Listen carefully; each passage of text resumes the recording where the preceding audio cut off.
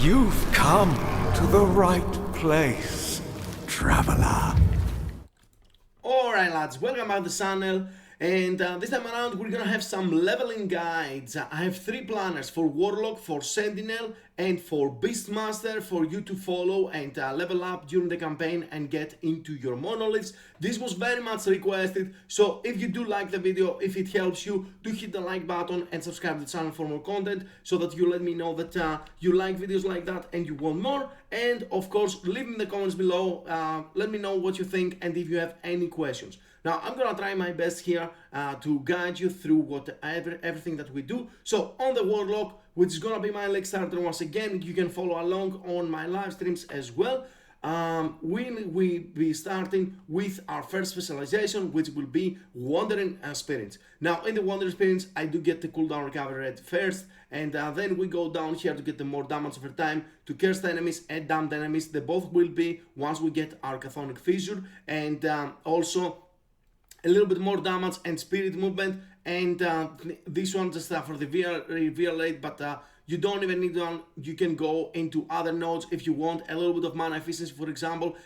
This is very nice. As always with those planners, they do have full progression of each of the levels, so you can check them out. Now, your secondary specialization is gonna be Reblood initially. You can get a couple of points here for the extra spell damage so that you can spam Reblood on bosses, a little bit cast speed, and maybe a little bit of less mana cost, but it doesn't matter much because you're not gonna get a lot of levels on the Reblood as a secondary specialization. Once you get your Warlock mastery, you swap into Chthonic Fissure, and once again I do have progression here so you can see exactly what we do. Alright, you want to get the Manus Mana Cost and the refund early on, go into the secondary fissure and get the Chaos Bolts procs. Once you get the next specialization at level 20, you will be hitting your Chaos Bolt. Very, very important. Your Chaos Bolt is what's gonna give you your sustain early on. So through these nodes over here, you're getting health and mana sustain, and also curse refresh on hit from your Chaos Bolt, which is fantastic. We're gonna get the Bone Curse afterwards, Reblood, so we get more sustain of our Reblood procs, and we are going down, ignite, and finally harvest. Now this is level 20. Once you hit level 20 and you have a little bit of dexterity on your gear, as I'm saying on my other guides, you will swap your Wandering Spirits into harvest. Until then, Wandering Spirits, even early on in the monoliths, it's not bad. It helps you a little bit with a clear until your gear and your build is fully online. Now Reblood as the last, as the fourth here, it will be, again, we are gaining all the sustain that you want.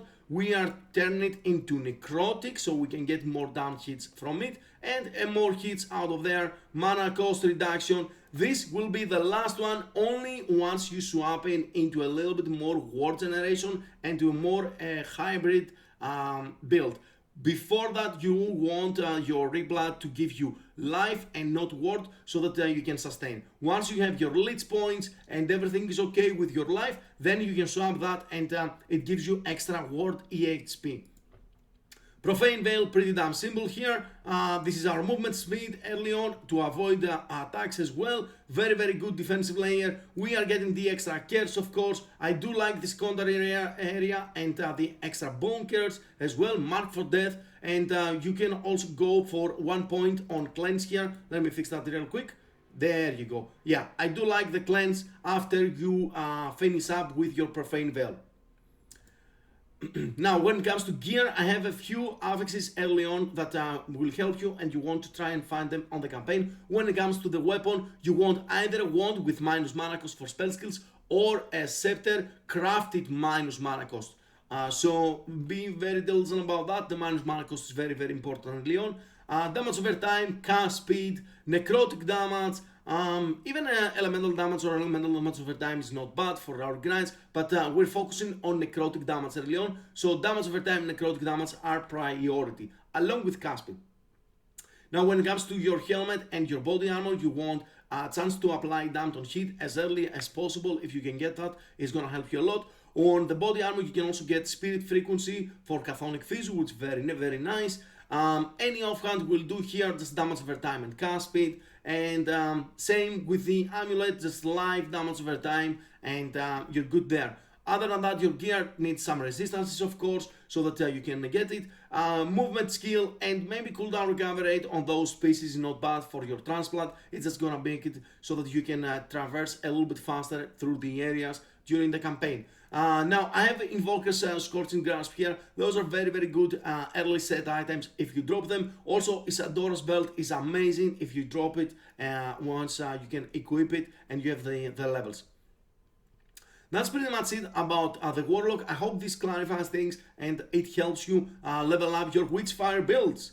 Now, when it comes to Sentinel, Paladin is the king for leveling, no matter what you do, if you do Force Guard or Void Knight, with the Mastery re-specialization that we get at the end of time right now, you can go level up as Paladin, and once you feel confident, you can swap into another specialization. You can even just go through your normal monoliths at least and spec out of that afterwards. Now, we want to go for Hammer Throw, of course, because it's fantastic leveling. Again, progression here, you will see. We want to be diligent about our mana cost on Hammer Throw because it becomes very expensive once you get the +4 and the Spiral. You don't get the Vortex not until you fix your mana. This comes last. Basically, you're casting your hammers in and they spin on the place. They don't follow you, but that's completely fine early on. Even for the early monoliths, you don't need the Vortex. Now, we're getting the more damage here because we are doing bleed early on. It's a lot more enjoyable. You can do this in Green Honor like I do on my Void Knight, but because of the mana cost, it's a little bit dangerous. You need to know that you need to have -3 cost on your rings for that to work, and maybe even a little bit of mana regen with Divine Orb and the Void Essences though. It's possible, a lot more possible than it was before.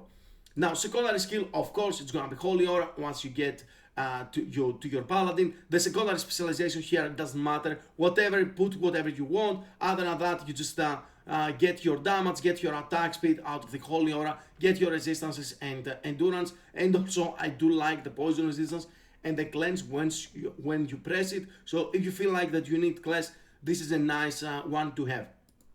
Symbols of Hope, pretty much the same deal here. We're getting the symbols and a little bit of extra damage here first of all. Then we go into the block and we are capping out with the extra symbol here. Now the smite is only if you get a smite idol, which I have highlighted here, right? This called Keen Adorned. This is the prefix that it gets when it drops with smite. Keep that in mind so that you can find it along your idols. Just bleed duration, physical damage over time if you want to progress through your monoliths as well. I got a couple of early monolith uniques here just to showcase Bleeding Heart and Valder Charles are what you want if you want to go through all the progression with the bleed build. Now, when it comes to gear, early on we do have some really nice axes. As you can see, they have bleed on hit. You do want axe. It doesn't matter if it's one hand or two hand, but I do like the one hand because you can also add the shield.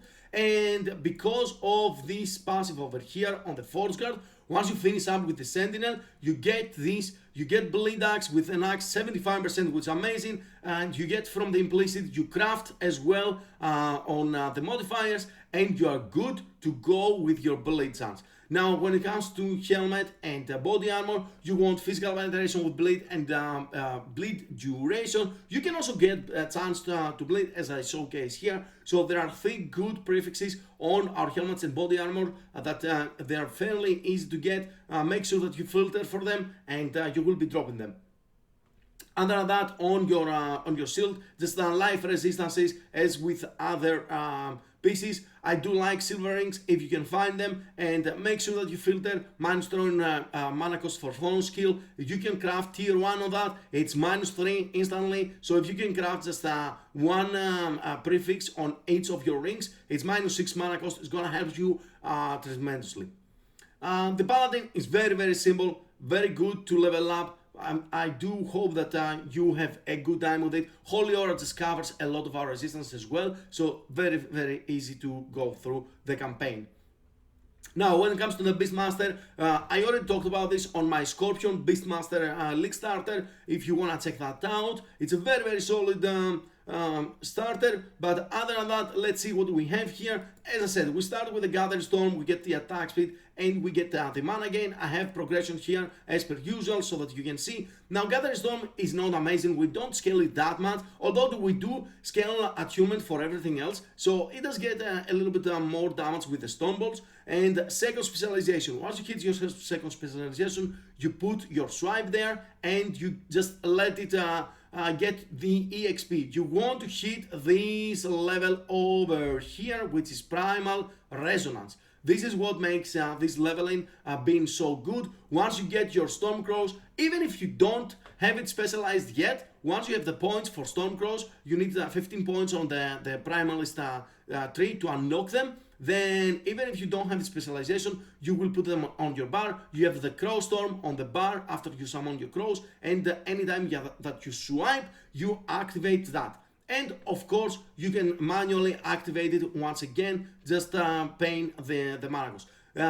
Also, because of the Gathering Storm, gives us mana back. On bosses, you just hold down, right click with the Gathering Storm. This gives you mana back, and you just press your Crow Storm and your swipe on cooldown, and you do tremendous amount of damage. Other than that, Fury Leap for Traversal and Warcry to get us a little bit of recovery and vulnerability, and that's about it. When it comes to the Stormcrows, pretty simple things here. We go down here. This is very, very important. You get more Crow Storm damage per crow, which means that once you become a Beastmaster, you get +1 companion, so you get even more damage from this. We get the soak chance and the damage per soak as well, even more single target as well. And this is just Crow Storm damage, incredible, more multiplier here. The Crow Storm, I've seen like crits for 6, 8, even 10,000 during the campaign. If you have a little bit of minion spell damage that you want on your weapon, it doesn't matter what kind, sword or axe. The swords are a little bit faster when it comes to the attack rate for your Gathering Storm, so keep that in mind. And then on your helmet and on your belt, you do want minion health regen. If you can get it, it's gonna help you a lot. Filter out so that you can get those affixes, crafting affixes yourself, so you can craft it afterwards. And line damage, minion damage. You can go for spell crit as well, but we're not scaling a lot of spell crit. Other than that, just attunement to boost everything else that we do. Boost your Gathering Storm, boost your Stormcrow, and be good with that. Fill up a few resistances here and there. Beastmaster doesn't have a lot of access to resistances, so make sure that you do that. And of course, as much life as possible. Now, this is everything that I want to say about these 3 planners. This is just a little bit of presentation for leveling. I do hope that it helps you a lot. Let me know what you think, and I will see you on the next one. Thank you very much, guys. Bye bye.